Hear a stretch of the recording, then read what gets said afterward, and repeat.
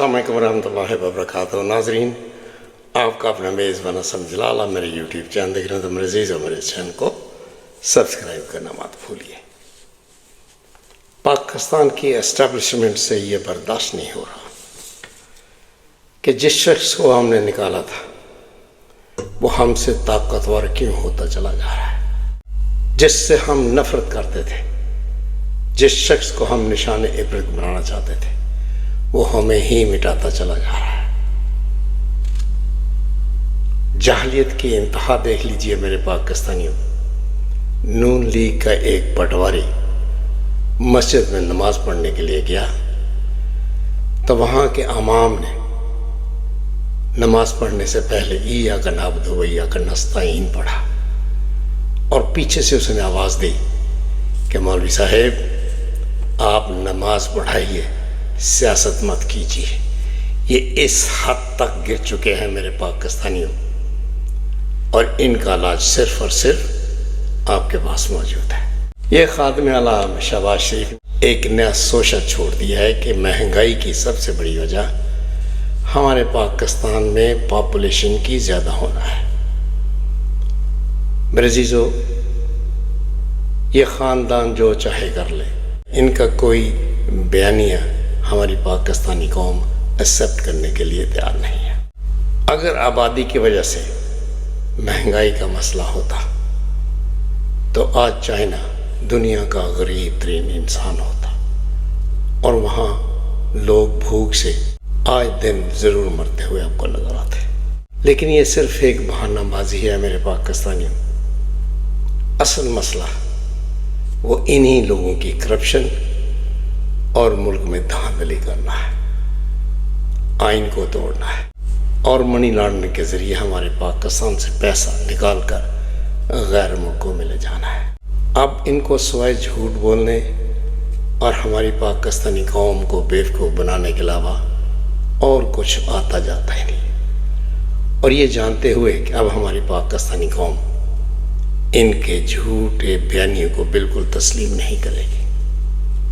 लेकिन ये क्या करें, मजबूर हैं। ये अब भी अपने आप को बेवकूफ़ बना रहे हैं, ना कि हमारी पाकिस्तानी कौम को। जितनी नफ़रत हमारी पाकिस्तानी कौम के दिलों में इस शरीफ ख़ानदान के लिए जाग चुकी है, ये कभी भी इस नफ़रत को कम नहीं कर सकते। मैंने कई दफ़ा अपने वीलॉग में यही कहा है कि हमारी लूटी हुई रकम सारी नहीं, थोड़ी बहुत हमारे ख़जाने में जमा करा दीजिए और हमारी पाकिस्तानी जो कि बड़ी मासूम कौम है आपको ज़रूर माफ़ कर देगी। अब में रहम का तो नामो निशान नहीं है।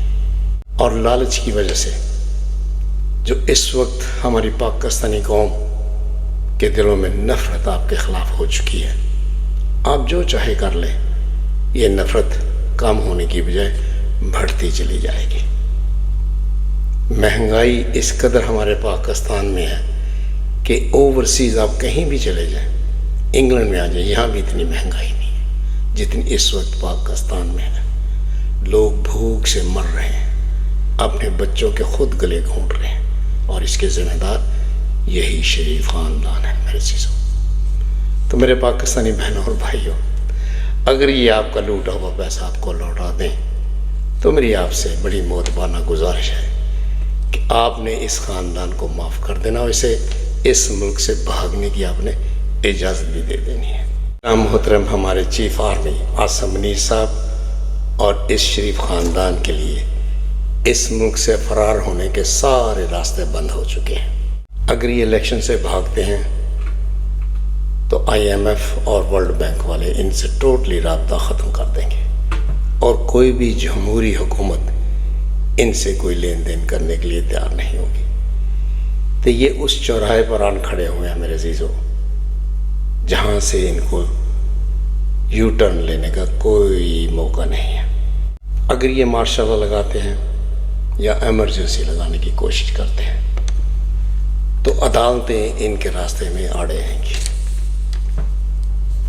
इन्होंने हमारी पाकिस्तानी कौम पर तशद्दुद और कत्ल करवा कर देख लिए, लोगों को इन्होंने अगवा भी कराया اور اب بھی اس وقت موجودہ حالات میں تقریباً 40,000 سے زیادہ ہماری عورتیں اور ینگسٹروں نے قیدوں میں ڈال رکھا ہے۔ دور مت جائیے، ہمارا لیڈر عمران خان جو ان کے لیے سب سے بڑا تھریٹ بنا ہوا ہے، اسے بھی انہوں نے جیل میں ڈال رکھا ہے۔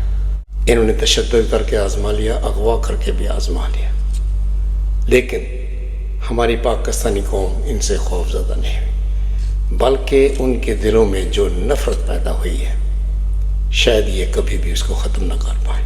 عاصم منیر صاحب، آپ سے میں ہمیشہ یہی گزارش کرتا ہوں کہ چھوڑیے ان غداروں کا ساتھ اور آئیے راہ راست پر اور اپنے لیڈر عمران خان کا ساتھ دیجیے۔ اس کے علاوہ آپ کے پاس کوئی دوسری آپشن نہیں ہے، اور میں امید کرتا ہوں کہ آپ ضرور اس پر غور فرمائیں گے۔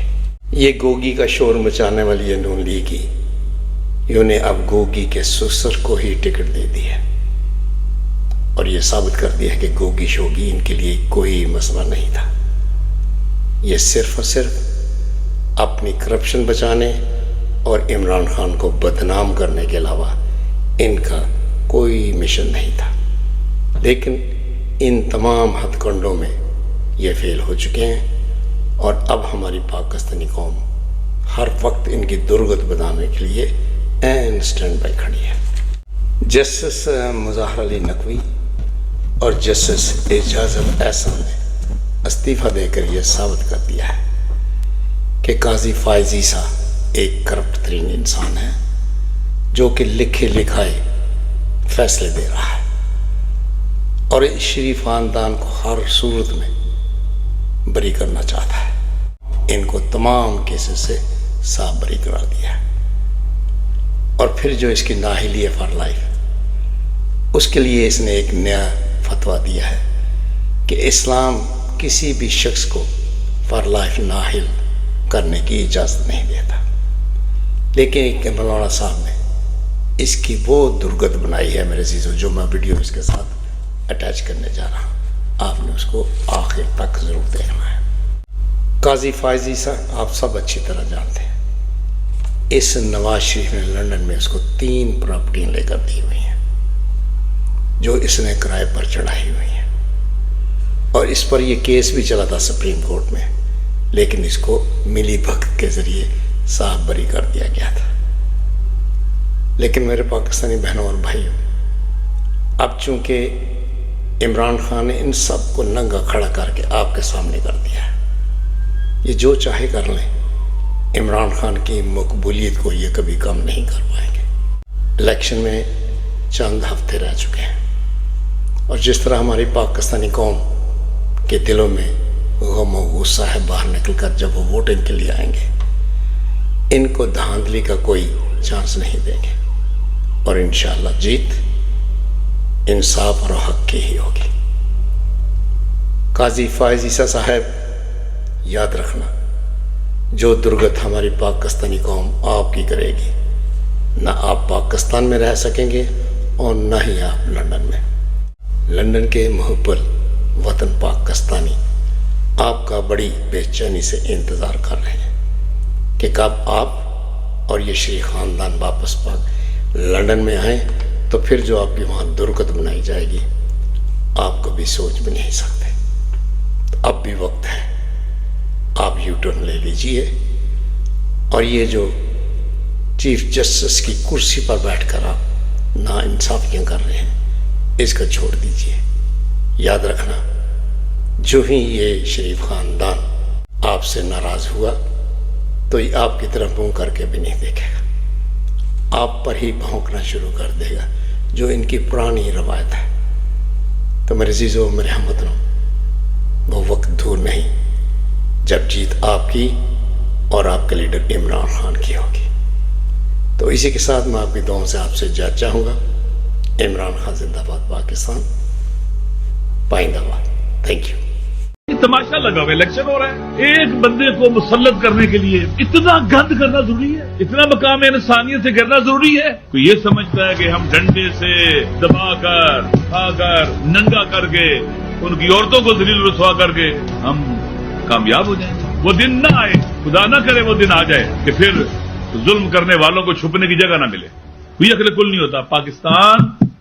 پاکستان کے عوام کا ہے. آئینی اور قانونی طور پر وہ حکومت ہوگی جو پاکستان کے عوام لے کے آئیں گے فری اینڈ فیئر الیکشن کے ذریعے. اگر فری اینڈ فیئر الیکشن نہ ہوئے تو مزید بڑا بحران آئے گا. کوئی یہ سمجھتا ہے کہ ہم ڈنڈے سے دبا کر اٹھا کر ننگا کر کے ان کی عورتوں کو ذلیل رسوا کر کے ہم کامیاب ہو جائیں گے. آپ مجھے بتائیں, تاریخ پڑھیں, کون سا ظالم ظلم کر کے کامیاب ہوا ہے؟ نتیجہ آخر اینڈ کیا, اس کا رسوائی ہے, شکست ہے. وہ دن نہ آئے, خدا نہ کرے وہ دن آ جائے کہ پھر ظلم کرنے والوں کو چھپنے کی جگہ نہ ملے.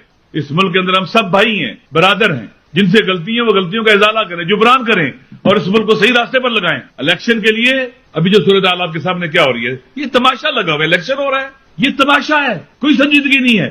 الیکشن ایک آئینی تقاضا ہے اور ایک مقدس عمل ہے, انتہائی مقدس, جہاں عوام ووٹ ڈالتے ہیں, اپنے حکمران منتخب کرتے ہیں جو ملک کو چلائیں.